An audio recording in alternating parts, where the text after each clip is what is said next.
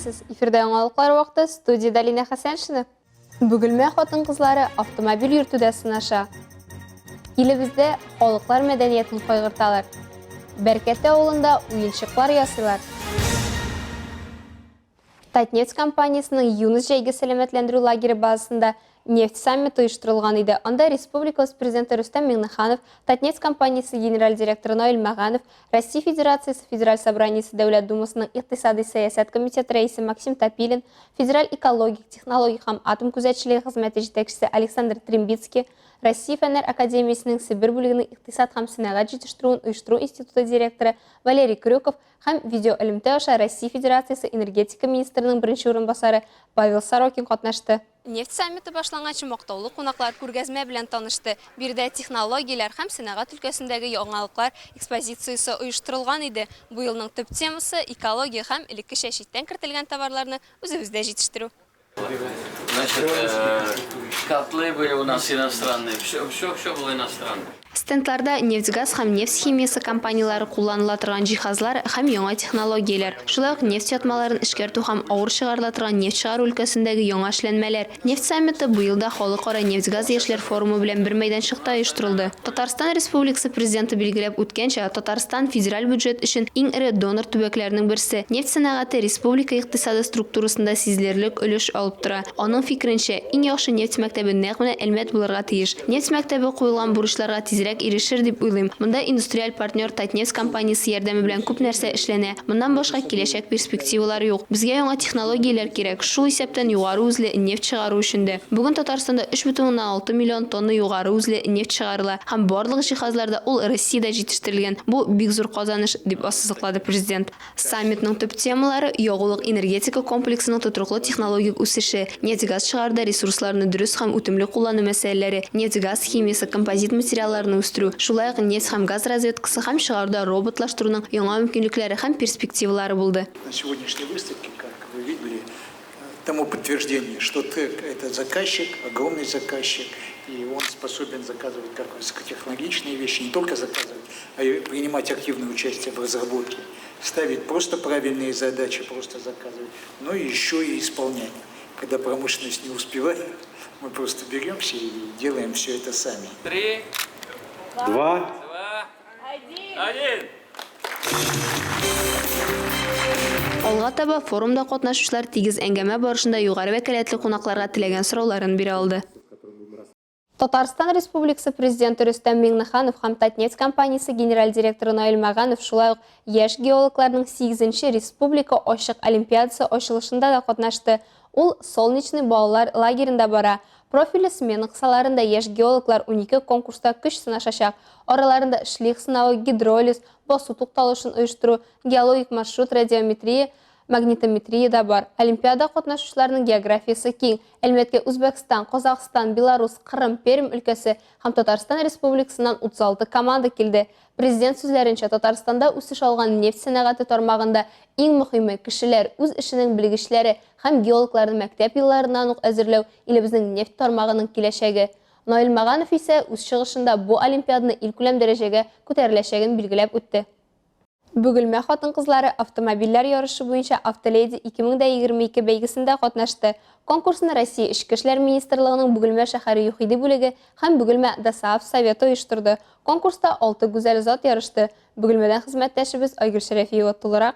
Анастасия Львованың Автоледи титулы бар инде. Ул узган елгы конкурста җиңүче. Тәвәккәл кыз бу юлы да үз көчен тикшерергә булган. Теләге зурдан республика дәрәҗәсенә чыгу. Юл хәрәкәте кагыйдәләрен яттан белә. Шуңа күрә кагыйдәләр буенча теоретик имтиханны беренчеләрдән булып тапшырды. Участвую 3-й год подряд. Очень нравится, поэтому с удовольствием иду на этот конкурс. 2 раза ездила в Альметьевск, представляла наш город Бугульма. К сожалению, призовые места еще не получилось завоевать, но я думаю, все впереди. Автоледи конкурсы инде традицион, аны ел сайын үткәрәләр. Быел конкурста 6 кыз катнаша. Барысы да тәҗрибәле стажлы машина йөртүчеләр. Конкурс Автоледи проводится ежегодно. Он проходит в 3 этапа. Сперва местный, потом зональный в Альметьевске и 3-й этап республиканский в городе Казани. Конкурс проходит в 2 этапа. Первый они сдают правила дорожного движения, знание теории, и второй скоростное маневрирование на время проходит площадку. Конкурсның икенче этабы классик тизлекле маневрлау демонстрациясын үз иченә ала. Кызлар курыкмыйча әлеге биремгә киштеләр. Сегодня у нас проходит городской конкурс, в рамках которого автоледи у нас сдают теоретический экзамен и практическое вождение. Им предстоит сделать несколько элементов, в том числе это парковка, это гараж, это змейка. Им предстоит показать свои практические навыки вождения. Беренче этапта кызлар имтиханны эмоцияларсыз тапшырса, икенчесе эмоцияларга тулды. Барысы да автомобиль белән идарә итүгә игътибар бирә. Кемдер зигзагны уза алмады, кемдер гаражга керә алмыйча интекте. Күпләр әлеге имтиханны права алганда гына тапшырган булган. Шуңа да бәйгенең әлеге практик этабы җаваплырак булып чыкты. Не получился гараж, потому что немножко не хватило, наверное, уверенности и правильно выбранной траектории движения. Поэтому чуть-чуть не получилось. Немножко расстроилась, потому что ожидала лучшего проезда.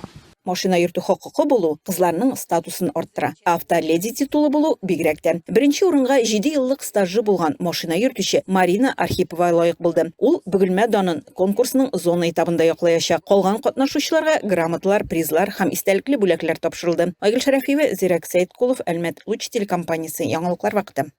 Агымдагы ел Россиядә халыкларның мәдәни мирасы елы исеме астында уза. Аның максаты халык сәнгатен популярлаштыру, мәдәни традицияләрне, тарих һәм мәдәният һәйкәлләрен, этномәдәни күптөрлелекне саклап калу. Бу юнәлештә Ширмешән районында башкарылган эшне безнең иҗат төркеме күреп кайтты. Рәдифә Ногманова дәвам итә. Ширмешән муниципаль районында татар милли бизәкләрен, гореф-гадәтләрне һәм телне саклау буенча бик күп эш алып барыла. Шуңа күрә биредәге башкарылган эшне башка халыкларга үрнәк итеп сөйләргә була. Халыклар дуслыгы йорты Ширмешән авылында 2020 елның февралендә ишекләрен ача. Аның максаты күп милләтле халыкларның милли гореф-гадәтләрен саклап калуына түгел, үсеп килүче буынга танытып үстерүдә.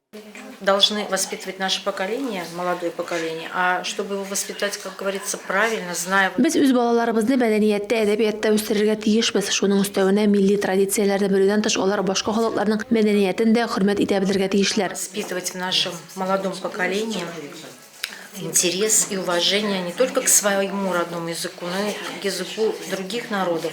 Биредә Ширмешән районында күпчелек булган татар, чуаш, рус һәм мордва халыкларының үз почмаклары бар. Аларның милли кием салымы, традицияләрен чагылдырган дидактик материал, төрле уенчыклар, сувенир продукцияләрен табарга була биредә. Халыклар дуслыгы йортында күп төрле этник очрашулар, тематик уеннар оештырыла. Мисал өчен Мордва милли мәдәни берләшмәсе рәисе булган Наталья Симкичева очрашу сайын кызыклы милли уеннарны алып килә. Бу юлы да ул гади агач ботагыннан ясалган яңа Мордва уенын искә төшерде. Нравится детям эта игра и сейчас. Уеннар балаларга бик кызык, дәрестән соң киләләр. Мин күрсәтәм, битез ото балалар рәхәтләнеп уйныйлар. И мастер-классы провожу я с ними, интересуются этой игрой.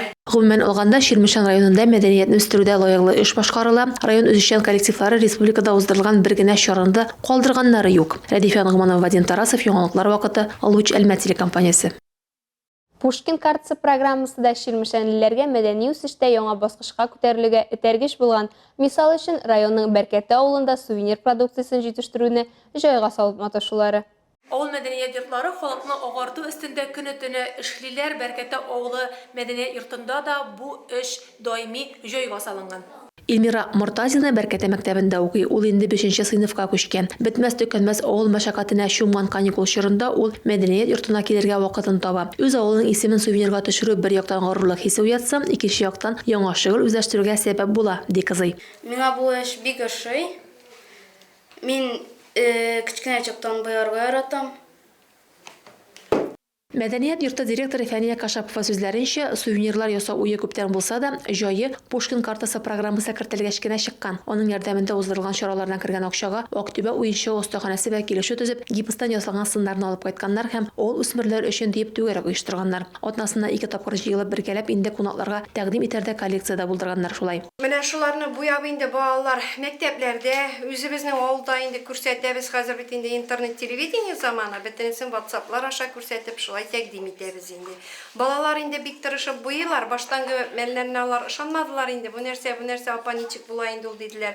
Безнең кружокка 15ләп бала йөри, җәй вакытында җәй көнне бит инде балалар әзрәгә зәяләр, үзегез беләсез, атнага 2 тапкыр алар мәдәни йортына килеп шөгыльләнәләр. Түгәрәкләр саны биредә җитешле, балаларга да, урта буынга да, өлкәннәргә дә шөгыль табыла, ди китапханәче Әлфия ханым Сөләйманова. Тик менә авыл халкы мәдәният йортына китерү сабырлык сорый. Гәрчә дәүләт менә дигән өр-яңа бина салып бирсә дә. Хатыннары килгәч, ирләре кайберләрне көнләшеп булса да ияреп чыгалар бит инде. Анара өйләренә баргалыйбыз бит инде күбесенең.